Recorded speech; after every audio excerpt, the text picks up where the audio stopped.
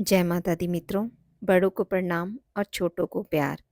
आज मैं आपको भगवान विष्णु और माता लक्ष्मी की एक कथा सुनाने जा रही हूँ। मन को शांत और कथा को धैर्य से सुने। कथा को पूरा सुनने से उसका पूर्ण फल मिलता है। चलिए शुरू करते हैं। माता लक्ष्मी भगवान श्री विष्णु की अर्धांगिनी है।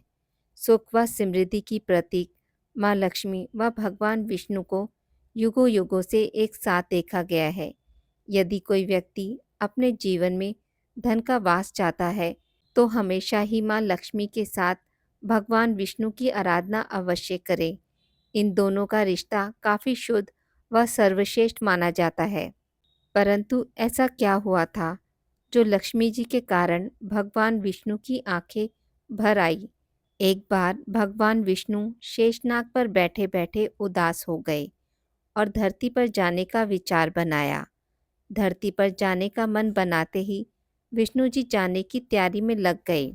अपने स्वामी को तैयार होता देखकर लक्ष्मी जी ने उनसे पूछा, स्वामी आप कहाँ जाने की तैयारी में लगे हैं? जिसके उत्तर में विष्णु जी ने कहा, हे देवी मैं धरती लोक पर घूमने जा रहा हूँ। यह सुन माता लक्ष्मी जी का भी धरती पर जाने का मन हुआ और उन्होंने श्री हरि से इसकी आज्ञा मांगी। लक्ष्मी जी द्वारा प्रार्थना करने पर भगवान विष्णु जी बोले, आप मेरे साथ चल सकती हो, लेकिन एक शर्त पर। तुम धरती पर पहुंचकर उत्तर दिशा की ओर बिल्कुल मत देखना, तभी मैं तुम्हें अपने साथ लेकर जाऊंगा।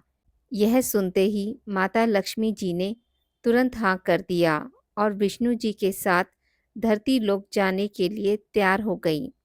माता लक्ष्मी जी और भगवान विष्णु जी सुबह सुबह धरती पर पहुंच गए। जब वे पहुंचे तब सूर्य देवता उदय ही हो रहे थे। कुछ दिनों पहले ही बरसात हुई थी, इसलिए धरती पर चारों ओर हरियाली ही हरियाली थी। धरती बेहद सुंदर दिख रही थी। अतः माँ लक्ष्मी जी मंत्रमुग्ध होकर धरती के चारों ओर देख रही थी। माँ लक्ष्मी जी भूल गई कि पति को क्या वचन देकर साथ आई हैं। अपनी नज़र घुमाते हुए उन्होंने कब उत्तर दिशा की ओर देखा, उन्हें पता ही नहीं चला। मन ही मन में मुग्ध हुई माता लक्ष्मी जी ने जब उत्तर दिशा की ओर देखा तो उन्हें एक सुंदर बगीचा नजर आया। उस ओर से भीनी भीनी खुशबू आ रही थी। बगीचे में बहुत ही सुंदर सुंदर फूल खिले थे। फूलों को देखते ही माँ लक्ष्मी बिना सोचे समझे उस खेत में चली गई और एक सुंदर सा फूल तोड़ लाई। फूल तोड़ने के पश्चात जैसे ही माँ लक्ष्मी जी भगवान विष्णु जी के पास वापस लौटकर आई, तब भगवान विष्णु जी की आंखों में आंसू थे। माँ लक्ष्मी जी के हाथ में फूल देख विष्णु जी बोले, कभी भी किसी से बिना पूछे उसका कुछ भी नहीं लेना चाहिए। और साथ ही साथ माँ लक्ष्मी जी को विष्णु जी को दिया हुआ वचन भी याद दिलाया। और फिर भगवान विष्णु जी ने दी माँ लक्ष्मी जी को सजा। माँ लक्ष्मी जी को अपनी भूल का जब आभास हुआ तो उन्होंने भगवान विष्णु जी से इस भूल की क्षमा मांगी। विष्णु जी ने कहा कि आपने जो भूल की है उसकी सज़ा तो आपको अवश्य मिलेगी। जिस माली के खेत से आपने बिना पूछे फूल तोड़ा है, यह एक प्रकार की चोरी है। इसलिए अब आप 3 वर्षों तक माली के घर नौकर बनकर रहो। उसके बाद मैं आपको बैकुंठ में वापस बुलाऊंगा। भगवान विष्णु का आदेश माता लक्ष्मी जी ने चुपचाप सर झुकाकर मानना स्वीकार किया।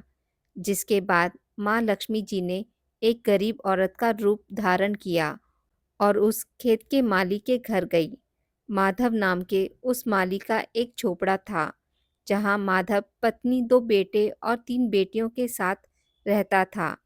माता लक्ष्मी जी जब एक साधारण औरत बनकर माधव के झोपड़े पर पधारी तो माधव ने पूछा, बहन आप कौन हैं? तब माँ लक्ष्मी ने कहा, मैं एक गरीब औरत हूँ। मेरी देखभाल करने वाला कोई नहीं।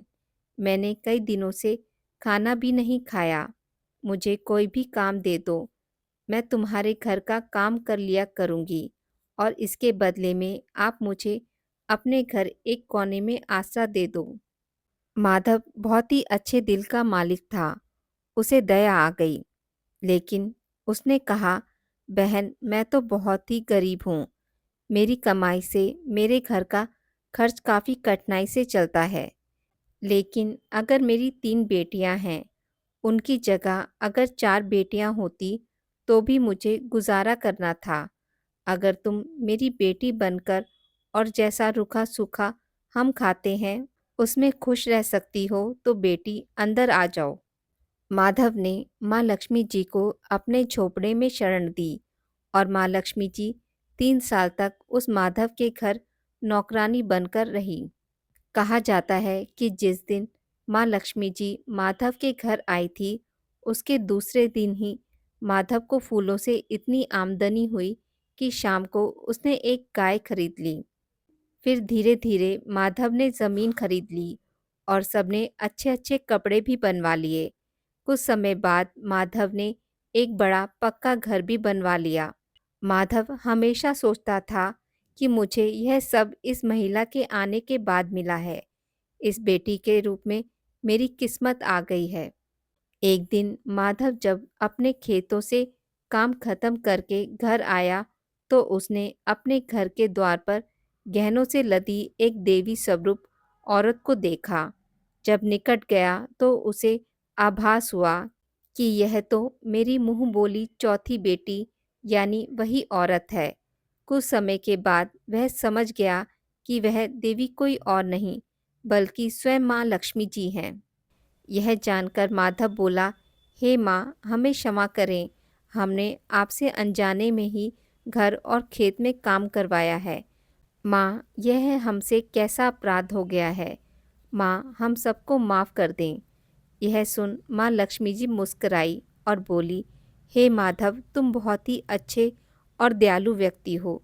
तुमने मुझे अपनी बेटी की तरह रखा, अपने परिवार का सदस्य बनाया। इसके बदले में मैं तुम्हें वरदान देती हूँ कि तुम्हारे पास कभी भी खुशियों की और धन की कमी नहीं रहेगी। तुम्हें सारे सुख मिलेंगे जिसके तुम हकदार हो। इसके पश्चात माँ लक्ष्मी जी अपने स्वामी श्री हरि के द्वारा भेजे रथ में बैठकर वैकुंठ चली गई। हे माँ लक्ष्मी, जैसी कृपा आपने माधव पर करी वैसी कृपा हम सब पर करना। कथा कहने वाले, सुनने वाले और हुंकारा भरने वाले पर भी करना। आज की इस वीडियो में बस इतना ही। मित्रों, अगर आपको मेरी वीडियोस पसंद आती हैं तो इसे लाइक और शेयर ज़रूर करें और पूजा पाठ से जुड़ी जानकारी के लिए मेरे चैनल को सब्सक्राइब करना ना भूलें। धन्यवाद।